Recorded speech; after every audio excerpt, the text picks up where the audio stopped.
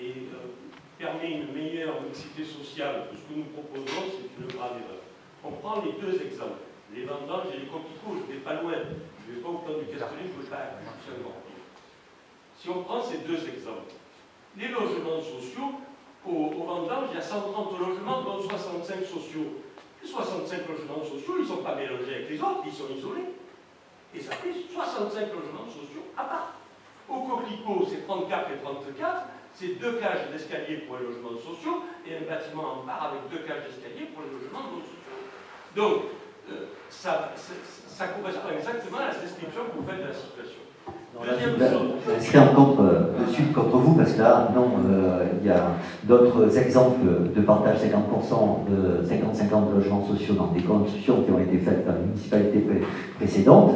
Alors peut-être que dans celle-ci, il y a eu peut-être on a octroyé des logements sociaux, peut-être sur un étage, j'en sais rien, je ne suis pas allé voir. Mais non, donc ça, c'est pas un argument qui permet de dire on est contre la mixité sociale parce que dans cet ensemble, ils sont isolés sur un étage. Ça, je ne suis pas d'accord. C'est un peu ce que vous venez de dire. J'ai dit que cette solution-là ne favorisait encore moins la mixité sociale que celle que nous proposons. L'objectif de mixité sociale est un objectif louable. Non, mais on est d'accord sur, je pense, au partage de la même. Mais c'est la méthode et la finalité qui ne va pas, enfin, à mon sens. Vous ne pouvez pas, dans ce que vous venez de mettre en avant, dans ces bâtiments, effectivement, il y a 50% de logements sociaux et 50% de logements autres. Il y a cette mixité qui permet de sortir de son appartement et puis d'aller dire bonjour au voisin en face qui n'est pas du tout un logement social. Par contre, sur ce que vous avez projeté, là, vous allez voir les catastrophes que ça va entraîner. Il y a quand même une remarque, quand on parle des vendanges, les logements sociaux sont isolés et n'ont pas accès à leur logement en voiture.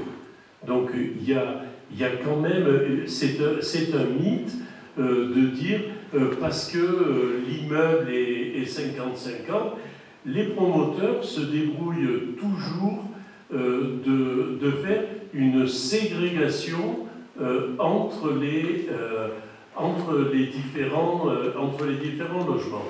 Maintenant, même question qui a été posée tout à l'heure à Madame Boussala, quelle est l'alternative? On nous demande également de ne pas artificialiser les terres.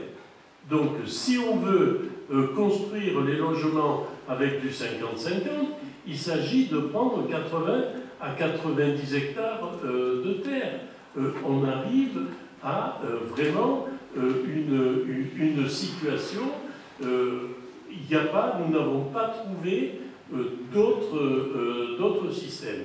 Et lorsqu'on parle de bâtiments 100% sociaux, il s'agit de bâtiments d'une vingtaine d'appartements maximum, 20, 25, et qui sont disséminés. Et effectivement, la mixité sociale se fera ou se fera pas, mais si elle ne se fait pas, elle ne se fera pas mieux dans des ensembles où on partage, où on met des véritables murs entre les différents types de logements.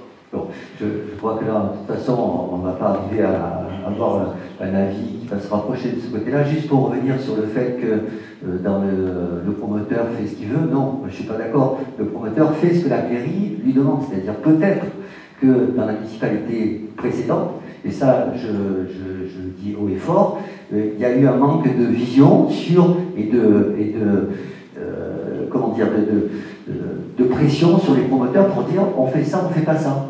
Et croyez-moi, je sais comment ça se passe au niveau des mairies en ayant été adjoint à l'urbanisme, ce qui m'a valu d'ailleurs mon poste. Quand on résiste, si on n'est pas suivi par les maires, on se fait éjecter. Et croyez-moi, si la mairie a le cran de dire on fait ça, on fait pas ça, les choses, la qualité des bâtiments déjà, donc la qualité de vie des possédants, ça en ressent. Oui, vous avez raison, tu peux répondre, mais il y a l'addition qui n'est pas la même. J'ai une deuxième réponse à votre interrogation, parce que là, effectivement, le débat, on y fait sans fin. C'est sur la transparence et la participation à une concertation. Je crois qu'effectivement, on a eu un certain nombre de blocages, on a été confronté à une situation nouvelle, mais il y a quand même un cadre dans lequel on va pouvoir avoir des échanges sérieux et suivis, si vous en êtes d'accord. C'est dans le cadre de l'élaboration du PLU. Il est en révision depuis 2015. Pendant 6 ans, on n'a rien su, pendant 5 ans, on n'a rien su de ce qui se tramait, sauf la découverte que la zone AE de Maran disparaissait au profit d'une zone AE à Pigné par le biais du SCOT, sans que jamais quiconque au Bossé n'en ait été informé officiellement. Bon, ça c'est à part. Et on a décidé de finaliser ce PLU pour la fin de l'année 2022. Il semble qu'on est en train de sortir de cette crise de Covid, j'espère, et qu'on va pouvoir avoir des réunions où on pourra présenter des projets, on pourra échanger, on pourra débattre d'un certain nombre de propositions et d'aménagement du territoire aussi. Je pense que c'est dans le cadre de l'élaboration de ce PLU que nous voyons comme un projet à 15 ans qu'on pourra vraiment travailler ensemble et avancer. Le logement social, les mesures qu'on propose ce soir, c'est lié à l'urgence. Je veux dire, on est dans le cadre d'un plan triennal 2020-2022, on est déjà en 2021, qui nous impose de faire 459 logements en 3 ans, ce qu'on ne fera pas, logements sociaux. Ce qu'on ne fera pas de toute façon, mais il faut quand même avancer et se donner les moyens d'en faire une partie significative, déjà pour répondre à la demande et pour faire baisser la pénalité. Voilà. Si je peux intervenir, je ne vais pas revenir sur ce qui a été dit. Bon, je suis tout à fait d'accord avec ce qu'a dit Claude Avigny et ce qu'il vient d'exposer. Ce que je voudrais dire, c'est qu'on n'est pas obligé non plus de choisir entre du 50-50 ou du 100% social. Et que peut-être il aurait été préférable sur les zones à urbaniser de prévoir dès à présent une structuration de ces espaces, et notamment des infrastructures nécessaires, et de programmer des opérations qui mixent non pas du social et du privé, mais du social locatif, de l'accession à la propriété sociale, des résidences pour personnes âgées, des résidences pour jeunes actifs dont notre territoire aurait bien besoin. L'ensemble de ces résidences étant considérées, ou pouvant être considérées comme du logement social, tout en conservant à ce moment-là une petite part minoritaire éventuellement de logements privés, si c'était nécessaire pour rentabiliser ces opérations, plutôt que de miter complètement notre territoire, puisqu'on se rend bien compte, quand on voit la carte telle qu'elle a été présentée, que les petits points jaunes, ils sont partout, évidemment, puisque l'extension, elle est sur l'ensemble du territoire. Et que je pense que cette réflexion, nous aurions pu en parler tous ensemble, notamment également avec les minoritaires, et nous aurions pu avoir des éléments du PLU qui nous permettent de mieux comprendre vers quoi nous allons. Tel quel, moi je crains que nous ayons un éparpillement de petites opérations, alors pas si petites que ça, puisqu'au démarrage on avait parlé d'opérations de 15 logements, et j'entends que maintenant nous en sommes à des opérations à 20-25 logements, c'est pas tout à fait la même chose. Comment est-ce qu'on va pouvoir faire cohabiter dans des quartiers dits résidentiels des logements, des opérations collectives, donc des petits immeubles pour la plupart, à côté de maisons, de villas, et comment est-ce que les Bossétans vont pouvoir avoir l'impression de conserver la tranquillité de vie qu'ils sont venus chercher au Bossé, et pour laquelle ils ont quand même investi de bonnes parties de leurs économies. Je veux dire, nous avons cette responsabilité-là aussi, certes, nous avons le problème des logements sociaux, mais nous avons aussi la problématique de la qualité de vie des Bossétans qui nous font confiance sur ce sujet-là. Alors, d'abord, l'extension, le mitage, c'est pas le bon terme à mon avis, parce que des points jaunes, il n'y en a pas partout, il y en a uniquement sur des zones actuellement urbanisées. Donc il est question éventuellement de densifier ces zones, pas de les limiter. Le mitage, il est réalisé déjà. Et si on densifie, on appellera plus ça mitage. Donc ça, c'est la première chose. La deuxième, il n'est pas question dans ces secteurs de zone muselée de construire des petits immeubles. Ce n'est pas possible. Quand on regarde la règle du PLU actuellement, dans les zones UD, c'est R+1. Donc si c'est des immeubles, c'est des immeubles de R+1. Donc ça veut dire éventuellement de l'habitat individuel en bande, mais pas des immeubles. Je veux dire, voilà. Sauf que le PLU, tu l'as dit, est en train d'être révisé et que nous n'avons pas les éléments en main pour savoir ce qui va en advenir. Mais on discute là à l'instant de l'extension du périmètre de préemption urbaine sur le PLU en vigueur aujourd'hui avec son règlement actuel. Oui, mais il doit être lié avec ce qui est prévu pour le PLU futur, me semble-t-il. Tout à fait. Non. Aujourd'hui, on est dans l'immédiat, c'est ce que je répondais à Claude Alimi, on est dans la période triennale. Quand on aura un nouveau PLU, on rediscutera du périmètre de préemption urbaine et de ce qu'on y fera. Et moi, je me pose un deuxième problème.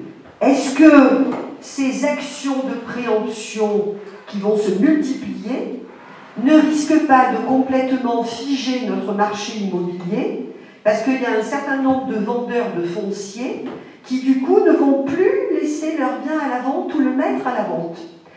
Je rappelle que nous avons tout intérêt pour les finances de la commune à avoir un marché immobilier dynamique. Je ne crois pas que notre intérêt soit de figer complètement ce marché, parce que nos taxes additionnelles de droits de mutation, à ce moment-là, vont largement diminuer. Mais ça, c'est encore un autre problème. Oui, parce que là, on ouvre d'autres débats. Qu'est-ce qui se passe? Soit il y a des opérations de vente d'achat qui se font et sur lesquelles la préemption n'est pas possible parce que le terrain est petit, parce que le prix est élevé, parce qu'il y a une maison dessus. Soit il y a un terrain, on revient à certains cas dont on a pu évoquer précédemment, soit il y a un terrain suffisamment vaste pour réaliser une opération, et l'alternative c'est quoi sur ce terrain? Soit on y fait 5-6 villas individuelles qui elles-mêmes vont générer un besoin de 3 logements sociaux par ailleurs, parce que c'est ça. Soit on le préempte pour réaliser une dizaine, une douzaine, une quinzaine de logements sociaux. C'est ça l'alternative, c'est pas autre chose. Mais il peut y avoir des personnes qui vendraient par exemple une propriété avec une maison dessus, admettons une propriété de 2000 m², il y en a beaucoup dans les zones dont il est question. Elle vendra la propriété telle qu'elle parce que quelque part elle est attachée aussi à ce quartier et à ses voisins. Si c'est pour vendre sa propriété et y mettre dessus, puisqu'il y a 2000 m², bon, même si on enlève les maisons, il doit rester quand même 1200, 1300 m² constructibles, ça veut dire qu'à ce moment-là, ces personnes risquent de ne plus vendre. C'est tout ce que je veux dire. Voilà. Je pose la même question que Mme Boussala à M. Alimi. On fait quoi ou comment pour sortir de l'impasse? Je pense quand même que l'essentiel, nous avons des zones... Alors, nous avons d'abord un centre-ville et des abords immédiats qui étaient dans la zone de préemption déjà déterminée, sur laquelle on pouvait faire des petites opérations ponctuelles. Et si on veut faire du quantitatif, je pense qu'il vaut mieux aménager des zones à urbaniser, mais en densifiant les typologies sociales, et notamment en y mettant de l'accession à la propriété sociale, pas que du locatif très social. Je sais que nous avons un pourcentage à respecter, mais on peut faire l'ensemble. On peut mettre de la résidence, foyer autonomie pour personnes âgées, nous en avons bien besoin. On peut mettre de la résidence pour jeunes actifs. Tout ça, ça compte comme du logement social. Tout ça, mais bien sûr, dans le cadre de la préparation du PLU, oui. Ça sera présenté. Donc, on n'est peut-être pas obligé non plus de tout niquer partout, je répète mon terme. Voilà. Bon, allez. Bien, est-ce qu'il y a d'autres... Oui. Moi, je suis juste embarrassée par le débat. Parce que, c'est-à-dire qu'avant même que ces logements sociaux soient sortis de terre, il n'y a pas forcément de concertation, et ça amène quelque chose qui est quand même assez compliqué, parce que malgré le fait qu'on est dans une petite ville, maintenant, Bruno ne me contradira pas, puisqu'effectivement nous avons une mentalité de village, donc ça va rester dans l'inconscient collectif. Et c'est-à-dire que c'est déjà ce qui se passe, hein. Vous posez les coquelicots en disant, ben voilà, ils sont là, dans le parquet, dans le colloque. Effectivement, c'est le cas aussi des vendanges, où effectivement, pour les personnes qui sont effectivement sur les minima sociaux, des travailleurs pauvres, etc., du DALO, ben effectivement, ce sont des gens qui se retrouvent là, parqués tout au fond, sans avoir effectivement non, monsieur le maire, dans votre projet, dans votre programme, ce n'était pas du tout ce que vous proposiez non plus. Donc moi, effectivement, ça m'émeut, parce que qu'est-ce qui va se passer si vous ne concertez pas? Si vous ne reprenez pas à un moment donné la main, alors vous me dites, monsieur Collet, oui, le PLU, on va y arriver, etc. Sauf que vous nous mettez dans l'urgence, là, aujourd'hui. Et ça, c'est compliqué. Et c'est pas forcément acceptable pour les personnes qui arrivent. Et soit contre ça, moi, je m'élève. Parce qu'effectivement, je suis d'accord avec Mme Sack. Il y a tellement de possibilités au niveau du logement social aujourd'hui qu'effectivement, quand je nous entends tous avec ce type de débat-là, je m'inquiète. Nous fracturons. Nous continuons à fracturer la société en faisant ça. J'ai dit. Bon, je ne sais pas une seconde, je sais pas s'il faut continuer le débat parce que je me demande si on s'entend. Quand on parle de logements sociaux, il y a des tas de possibilités. Effectivement, l'intergénérationnel, les personnes âgées, des accessions à la propriété, mais il ne faut pas oublier que nous avons des pourcentages à respecter. Et lorsqu'on parle de petites unités 100% sociales, ça ne veut pas dire qu'elles sont 100% pour les personnes les plus en difficulté. Moi, je le sais, je l'ai déjà répété. Et ensuite, pourquoi on parle de 100% social? Parce qu'on a expliqué que sinon on double la population du Bossé, mais on est pragmatique, il n'y a aucun dogmatisme, et on travaille actuellement, je ne peux pas en dire davantage parce qu'il y a des négociations, sur un petit ensemble qui serait 30-70, parce que on peut pas... parce que la réalité empêche de faire 100% dans cette opération. Donc, ce qu'on essaye de faire, d'abord, il faut qu'on ait un geste, et un véritable geste, avec la préfecture. La préfecture demande sur 3 ans 454 logements. Il faut, à mon avis, pour désamorcer le problème, qu'on arrive à en faire la moitié. Ça me semble absolument incontournable.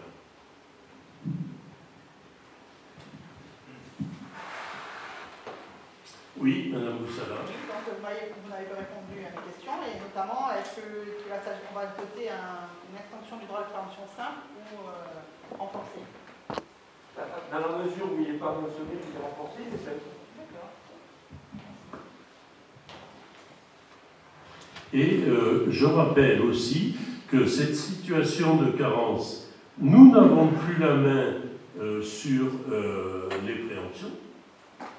Nous avons des surpénalités et nous n'avons plus la main, même si on essaye de négocier comme les municipalités précédentes ont fait, pour l'attribution des logements sociaux. Donc on est perdant sur toute la ligne.